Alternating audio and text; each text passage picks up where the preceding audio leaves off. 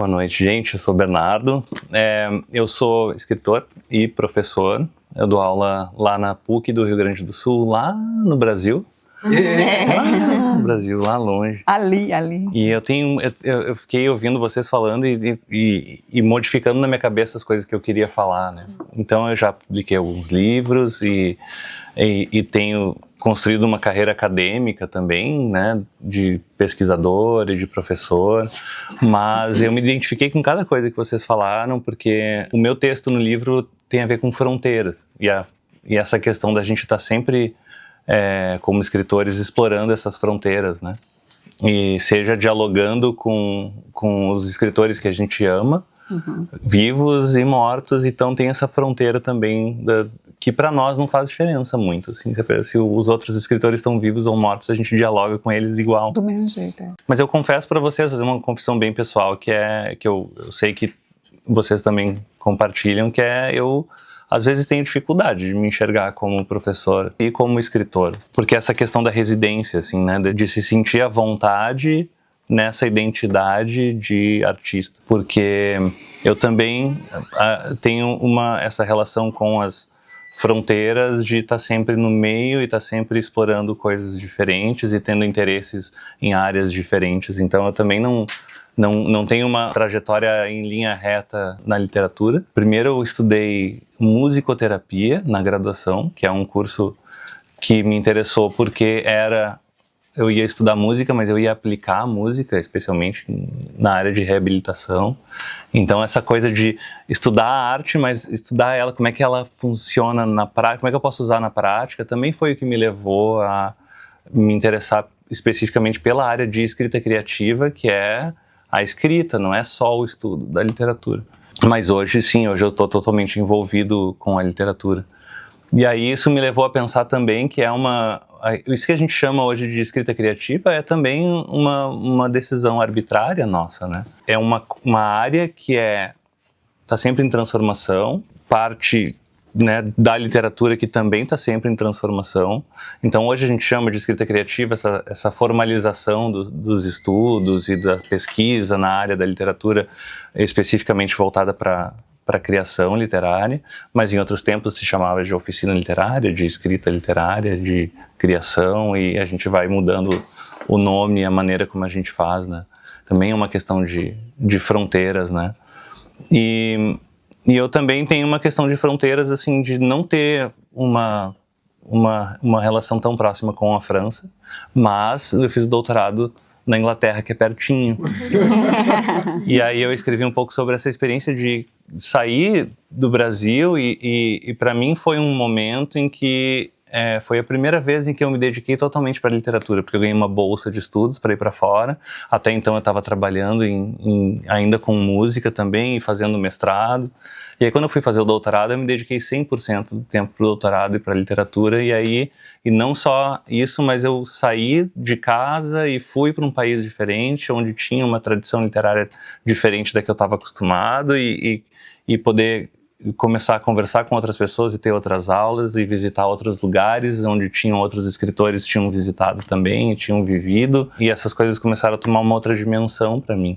Assim como a gente está fazendo agora, ao longo dessa semana, visitando lugares onde outros escritores de outras gerações vieram, e que tomara que nas gerações futuras lembrem desse momento que a gente está compartilhando como também um momento que foi marcante, um momento de encontro e de compartilhamento, que eu sempre acho legal isso, assim. Eu escrevi um pouco sobre, porque um dos meus primeiros ídolos literários foi o Tolkien, com O Senhor dos Anéis. Eu me interesso bastante por literatura de gênero de fantasia, de ficção científica, e aí, então, a minha primeira peregrinação literária foi ir até Oxford, onde o Tolkien tinha morado, e especificamente eu não quis ir na casa dele, mas eu quis ir no pub onde ele se reunia com os outros colegas escritores e professores também, que toda terça-feira eles se reuniam e liam os textos uns dos outros. Nesse pub, que existe há centenas de anos, tá lá, tem